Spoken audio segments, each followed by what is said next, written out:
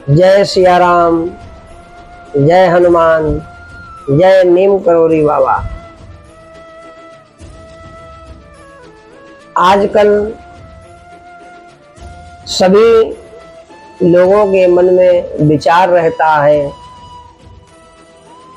कि गुरु कौन होता है, गुरु किसको बनाएं और जीवन में गुरु की क्या आवश्यकताएं होती हैं।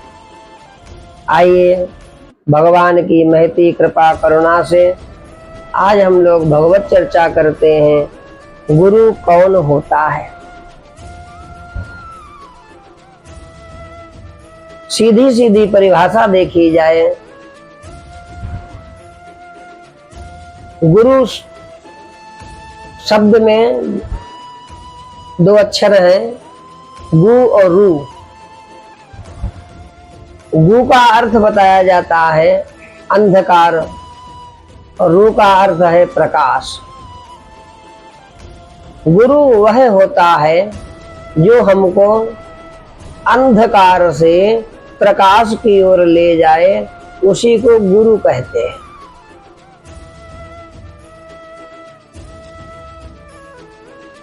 किसी विषय में हमें जिससे ज्ञान रूपी प्रकाश प्राप्त हो,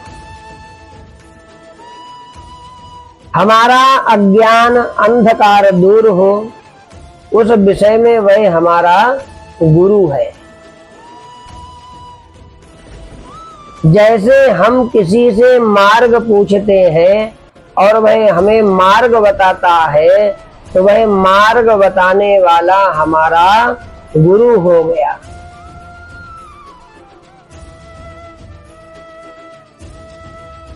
हम चाहे गुरु माने या ना माने, उससे संबंध जोड़ने की जरूरत नहीं है। विवाह के समय ब्राह्मण कन्या का संबंध वर के साथ करा देता है, तो उनका उम्र भर के लिए पति पत्नी का संबंध जुड़ जाता है। वही स्त्री पतिव्रता हो जाती है, फिर उनको कभी उस ब्राह्मण की याद ही नहीं आती और उसको याद करने का विधान भी शास्त्रों में कहीं नहीं आता। ऐसे ही गुरु हमारा संबंध भगवान के साथ जोड़ देता है।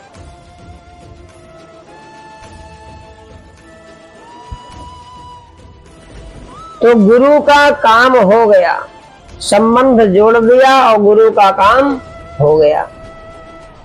तात्पर्य यह है कि गुरु का काम मनुष्य को भगवान के सम्मुख करना होता है, कि शिष्य को जाकर भगवान से मिला देना, शिष्य को सन्मार्ग बता देना, शिष्य को गुरु मंत्र दे देना,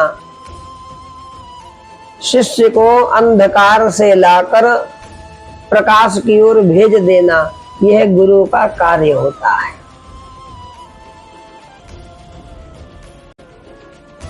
मनुष्य को अपने सम्मुख करना, अपने साथ संबंध जोड़ना गुरु का काम नहीं है।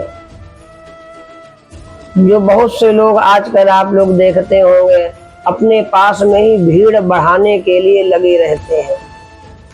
वो शिष्य हमारे आगे पीछे बैठे, शिष्य हमारे आगे पीछे चलते रहे, जिससे पता लगे कि हम गुरु हैं। यह बात जो है ठीक नहीं है। गुरु क्या है? जो हमको आगे बढ़ा दे। जाओ बच्चा, नाम मंत्र जप करो, जाओ इस मार्ग का अनुसरण करो, तुम्हारे लिए यह ठीक है।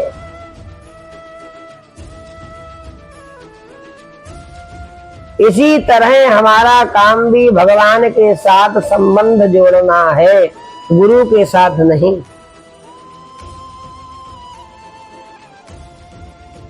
संबंध हमको किससे जोड़ना है? भगवान से।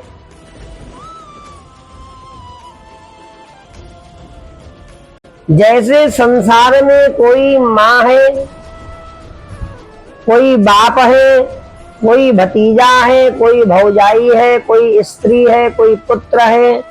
ऐसे ही अगर एक गुरु के साथ और संबंध जुड़ गया तो इससे क्या लाभ है। पहले अनेक बंधन थे ही, अब एक बंधन और हो गया। भगवान के साथ तो हमारा संबंध सदा से और स्वतः स्वाभाविक है, क्योंकि हम भगवान के सनातन अंश हैं और ठाकुर जी हमारे अंशी हैं। ममैवांशो जीवलोके जीवभूतः सनातनः। गीता के 15वें अध्याय के 7वां श्लोक है। ईश्वर अंश जीव अविनाशी। तुलसीदास बाबा कह रहे हैं मानस में, उत्तरकांड में।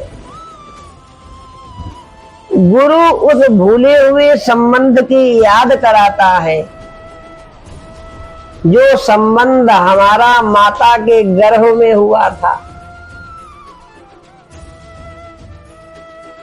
जब माता के गर्भ में बालक होता है तो 7वें महीने में उसको ज्ञान की प्राप्ति होती है।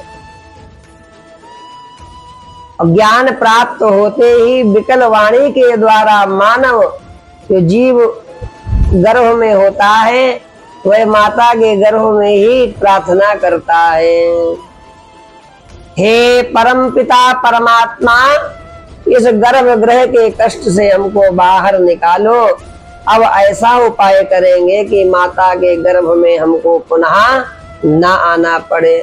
अर्थात संसार में जैसे ही आएंगे वैसे ही आपका भजन करेंगे।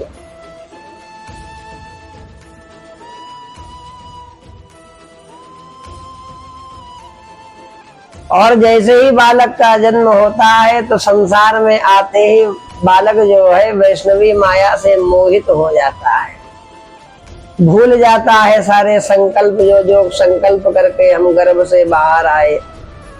तो गुरु का कार्य क्या है? उसी संकल्प को पूर्ण कराना, मानव को उन्हीं परमात्मा से मिला देना, उसी का नाम गुरु है। कोई नया संबंध नहीं जोड़ता है गुरु, क्योंकि संबंध के विषय में शास्त्र कहता है जितने संबंध बढ़ाओगे उतने ही शोक के कीले तुम्हारे हृदय में गढ़ते जाएंगे। तो हमको क्या करना है? हमको भगवान से संबंध बनाना है, क्योंकि बनाना क्या है, वह तो हमारा आदि से चला आ रहा है संबंध, क्योंकि हम सब भगवान की संतान हैं। तो गुरु क्या करता है? हमको भगवान से जोड़ देता है।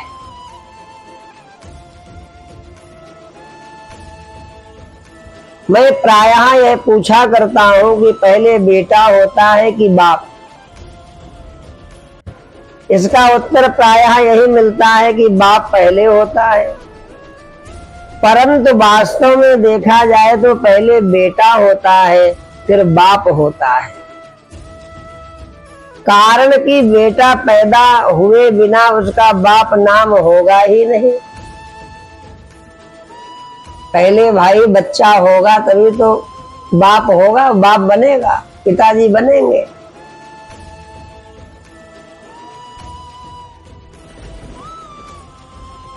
पहले वह मनुष्य पति है और जब बेटा जन्मता है तब उसका नाम बाप होता है। इसी तरह शिष्य को जब तत्व ज्ञान हो जाता है तब उसके मार्गदर्शक का नाम गुरु होता है। शिष्य को ज्ञान होने से पहले वह गुरु होता ही नहीं। इसीलिए कहा है, गुरु गीता में कहते हैं, अर्थात गु नाम अंधकार का है, रू नाम प्रकाश का है। यही हमने आपको पहले बताया है। इसलिए जो अज्ञान रूपी अंधकार को मिटा दे उसका नाम गुरु है। और जो केवल अपने पास ही लगाए रहे, अपने पास में ही बैठाए रहे, इससे कोई सिद्धि प्राप्त नहीं होती है। असली गुरु जो होते हैं, सच्चे गुरु जो होते हैं, वह नाम मंत्र देते हैं, सन्मार्ग दिखाते हैं। जाओ बच्चा, भगवान का नाम लो। ध्रुव जी जा रहे थे तपस्या के लिए, भगवान की गोद प्राप्त करने के लिए। तो मार्ग में कौन मिला? नारद जी मिले। नारद जी चाहते तो ध्रुव जी को साथ में लेकर चले जाते, परंतु नहीं। नारद जी ने बहुत समझाया, बेटा जाओ, वापस चले जाओ, हिंसक जंतु हैं, तुमको खा जाएंगे जंगल में। परंतु ध्रुव जी की जो संकल्प था वह दृढ़ संकल्प था। ध्रुव जी नहीं माने, नारद जी के चरणों को पकड़ लिया। बाबा उपाय बताओ, बाबा उपाय बताओ। नारद जी बड़ा प्रसन्न भये और नारद जी ने ध्रुव के कान में मंत्र दिया, ओम नमो भगवते वासुदेवाय। ये जितने भी मंत्र हैं, ये सब गुप्त मंत्र हैं, इनको बहुत अधिक गाना नहीं चाहिए, तेज आवाज में नहीं कहना चाहिए, परंतु हम आपको बता रहे हैं, इसलिए आप सबको बढ़िया से पता लगे। नारद जी ने मंत्र दे दिया कान में, द्वादशाक्षर मंत्र, वासुदेव मंत्र दे दिया और ध्रुव जी कहाँ चले गए? जंगल में चले गए और जाकर तपस्या की। इसी को कहते हैं सच्चा गुरु। मार्ग दिखाया, जाओ बेटा तपस्या करो, तप करो, क्या होगा? तुमको भगवान की प्राप्ति होगी। और ध्रुव जी को भगवान की प्राप्ति हुई। गुरु के विषय में एक दोहा बहुत जगत में प्रसिद्ध है, गुरु गोविंद दो खड़े, तिनके लागू पाय, बलिहारी गुरुदेव की, गोविंद दियो बताय। गोविंद को बता दिया, सामने लाकर खड़ा कर दिया, तब गुरु की बलिहारी होती है। सच्चा गुरु वही है जो हमको भगवान से मिला दे। गोविंद को तो बताया नहीं और गुरु बन गए, ये कोरी ठगाई होती है, इसको ठग कहते हैं, जो आजकल चल रहा है। सब गुरु बने जा रहे हैं। इसलिए गुरु बहुत समझ के बनाना चाहिए, जिसके प्रति हमारी श्रद्धा हो, विश्वास हो, उसको गुरु बनाए। आजकल तो बात बात में कहते हैं गुरु गुरु गुरु, सुनो गुरु, ये सब नहीं करना चाहिए। गुरु शब्द की बड़ी महिमा है शास्त्रों में।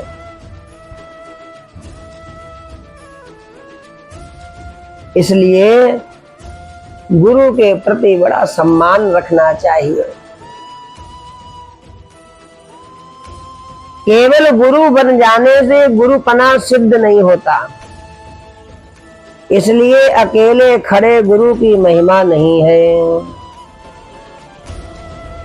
महिमा उस गुरु की है जिसके साथ में गोविंद भी खड़े हैं। ऐसे ऐसे शिष्यों की कथाएं आती हैं शास्त्रों में। गुरु को भगवान की प्राप्ति नहीं हुई, शिष्य को भगवान की प्राप्ति हो गई और उस शिष्य की तपस्या के कारण गुरु को भी भगवान गोविंद की प्राप्ति हो गई। ऐसे ऐसे शिष्य हुए, खुद भी तरे और गुरु को भी तारे।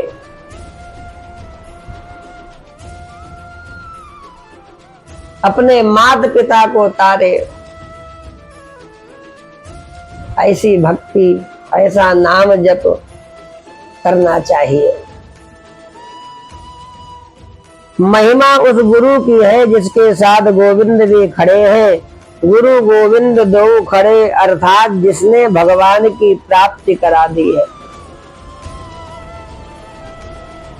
असली गुरु वह होता है जिसके मन में चेले के कल्याण की इच्छा हो, और चेला वह होता है जिसमें गुरु की भक्ति हो।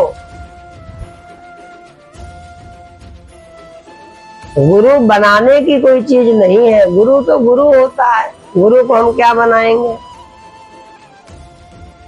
गुरु जब हमको समझेगा कि अब शिष्य जो है हमारे इसके लायक हो गया है, तो वह स्वयं जिस प्रकार नारद जी ने ध्रुव के कान में मंत्र दिया, वह गुरु भी हमारे कल्याण के लिए हमको मंत्र अथवा सन्मार्ग दिखाएगा। जाओ बच्चा, इस मार्ग का अनुसरण करो, तुम्हारा कल्याण हो जाएगा।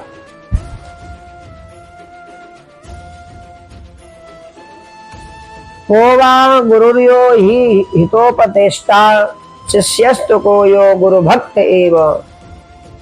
अगर गुरु पहुंचा हुआ हो और शिष्य सच्चे हृदय से आज्ञा पालन करने वाला हो, तो शिष्य का उद्धार होने में कोई भी संदेह नहीं होता है। पारस केरा गुण किसा, पलटा नहीं लोहा, कई तो निज पारस नहीं, कई बीच रहा बिछोहा। अर्थात अगर पारस के स्पर्श से लोहा सोना नहीं बना, तो वह पारस असली पारस नहीं है, अथवा लोहा असली लोहा नहीं है, अथवा बीच में कोई आड़ है। इसी तरह अगर शिष्य को तत्व ज्ञान नहीं हुआ, तो गुरु तत्व प्राप्त नहीं है, अथवा शिष्य आज्ञा पालन करने वाला नहीं है, अथवा बीच में कोई आड़, गुरु शिष्य में कोई ना कोई कपट भाव है, इसलिए भगवान की प्राप्ति नहीं हुई, इसलिए तत्व ज्ञान की प्राप्ति नहीं हुई। इसलिए शास्त्र कहता है भैया, गुरु के प्रति खूब श्रद्धा रखनी चाहिए, किसी भी प्रकार का कपट नहीं रखना चाहिए। और जो शिष्य इस भाव से गुरु को भजता है, उसको तत्व ज्ञान की प्राप्ति होती है, उसको भगवान की कृपा प्राप्त होती है, उसको ज्ञान की प्राप्ति होती है, उसको भगवान की भक्ति की प्राप्ति होती है, और उसको गुरु चरण की कृपा से भगवान के अनंत अनंत धाम की प्राप्ति होती है। इसलिए गुरु के प्रति बड़ी श्रद्धा रखनी चाहिए। श्री कृष्ण गोविंद हरे मुरारे, हे नाथ नारायण वासुदेव। श्री कृष्ण गोविंद हरे मुरारे, हे नाथ नारायण वासुदेव। और बहुत आवश्यक नहीं है कि आप गुरु जी के पास जा पा रहे हैं कि नहीं जा पा रहे हैं। आप जहां हैं वहीं से उनके दिखाए हुए मार्ग का अनुसरण करते रहिए। जो गुरु जी की वाणी सुनकर आए हैं, उस वाणी का पूर्ण रूप से पालन कीजिए और मंत्र जप कीजिए, भगवान के नाम का कीर्तन कीजिए और नित्य सत्संग अवश्य कीजिए। तो क्या होगा? गुरु प्रसन्न हो जाएंगे, गुरु गोविंद प्रसन्न हो जाएंगे। बोली वृंदावन बिहारी लाल की जय, नीम करौरी बाबा की जय। जय जय श्री राम।